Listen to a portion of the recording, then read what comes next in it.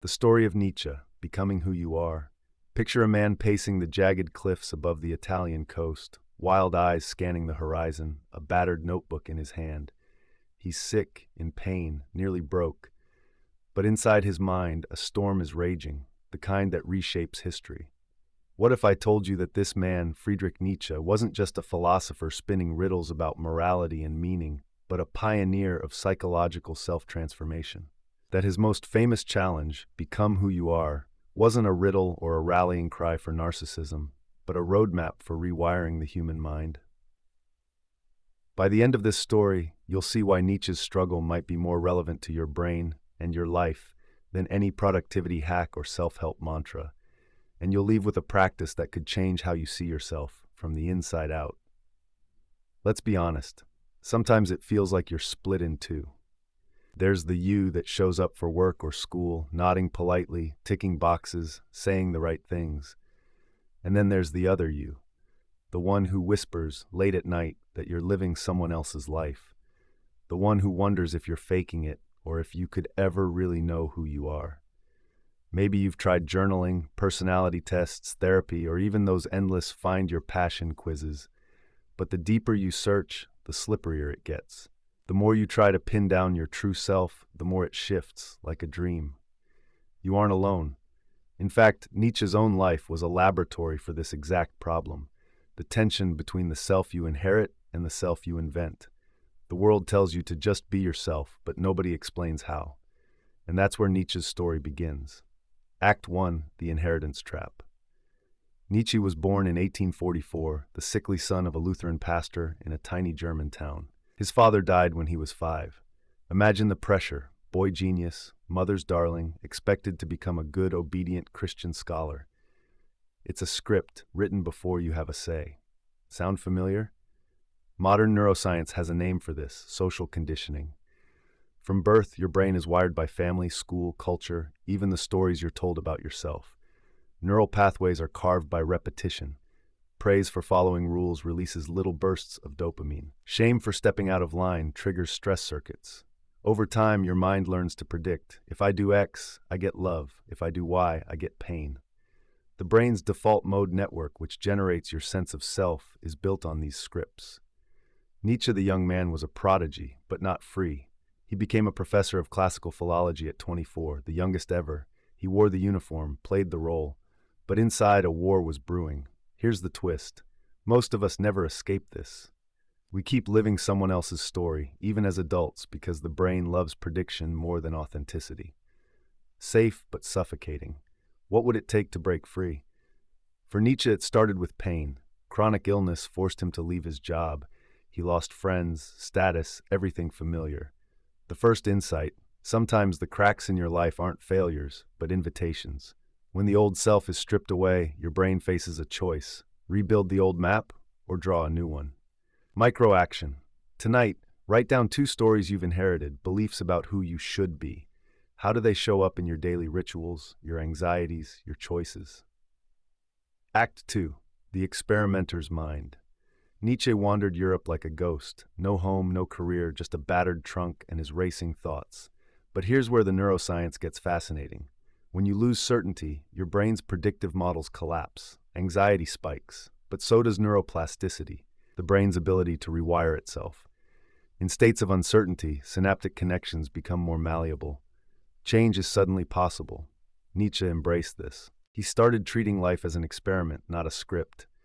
Philosophers call this perspectivism, the idea that no single viewpoint can capture the whole truth. But seen through a psychological lens, it's a training ground for cognitive flexibility. Instead of clinging to old beliefs, Nietzsche tried on new ones like costumes. He questioned everything: morality, religion, even his own thoughts. He wrote, "I am not a man, I am dynamite." Not arrogance, but a recognition that the self is always in flux, always one spark away from transformation. Modern research echoes this. Cognitive behavioral therapy, for instance, teaches you to challenge automatic thoughts and experiment with new behaviors. The brain responds by pruning old circuits and strengthening new ones.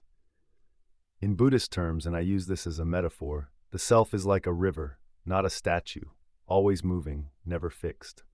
The Taoists would say, the way that can be named is not the true way.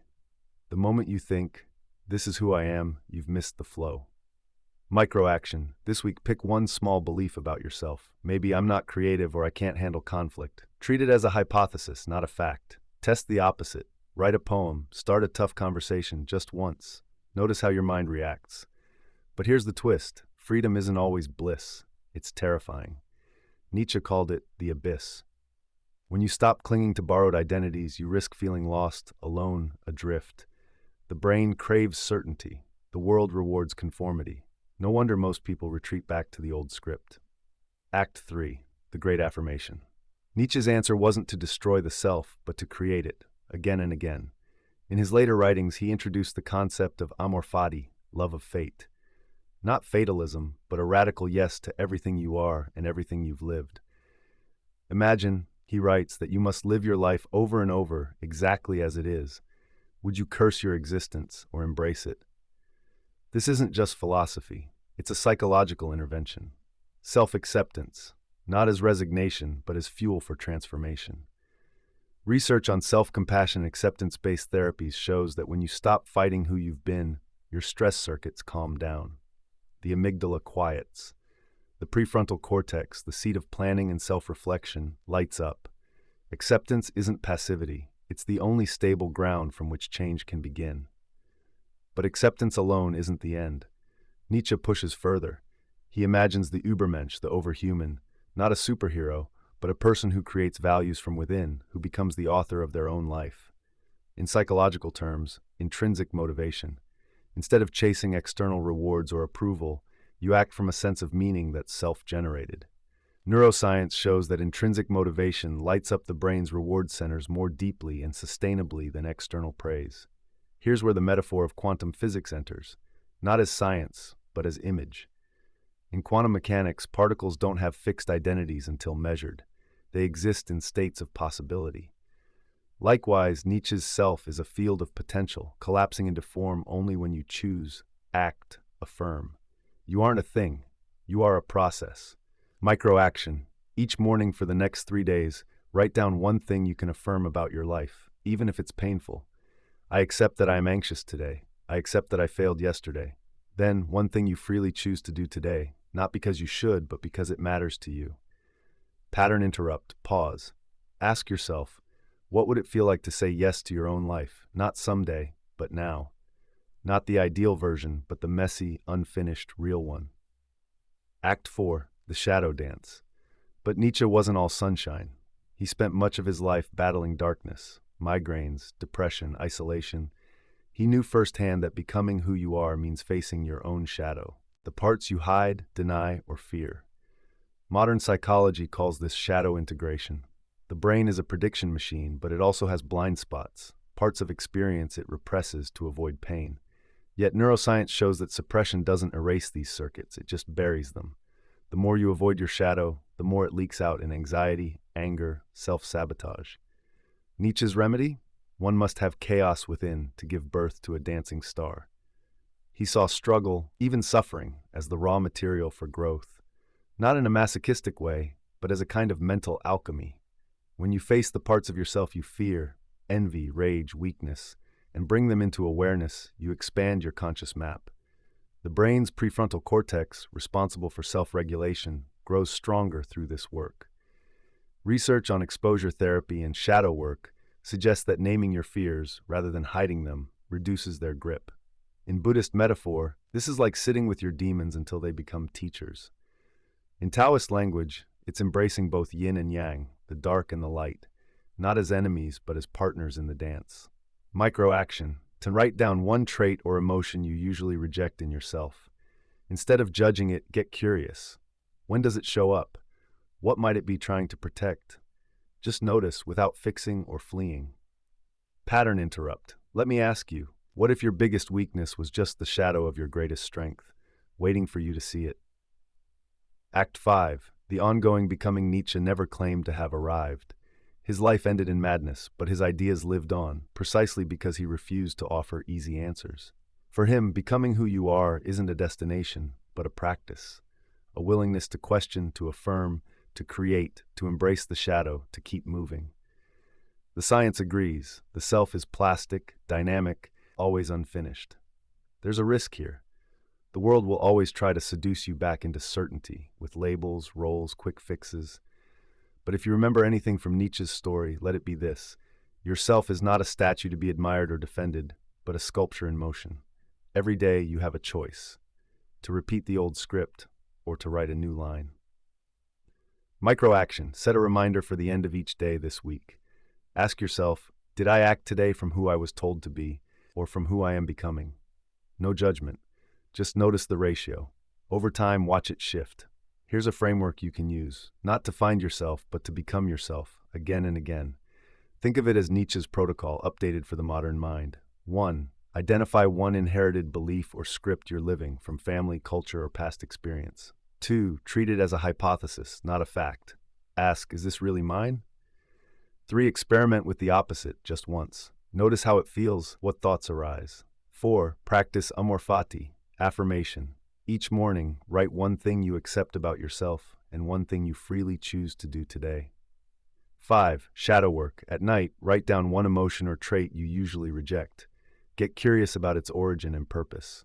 6. At the end of each day, reflect. Did I act from old scripts or from emerging self-authorship? 7. Repeat gently for at least 3 weeks. Expect discomfort. That's your brain rewiring, not failure. Don't expect fireworks. The brain changes by slow layering, like waves shaping rock. Some days you'll default to the old self. That's natural.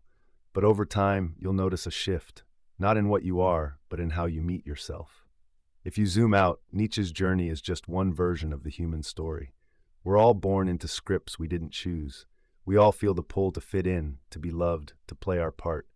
But deep down, there's a question that refuses to die. Who could I be if I dared to start fresh? Neuroscience says your brain is less fixed than you think. Psychology says you can change your story one microaction at a time. Philosophy says there's no final answer, only the dance. Maybe that's the real task. Not to find some hidden, perfect, true self, but to become the kind of person who keeps becoming. To love the process, the struggle, the endless possibility. Or as Nietzsche put it, one must still have chaos within to give birth to a dancing star. The chaos isn't your enemy, it's your invitation.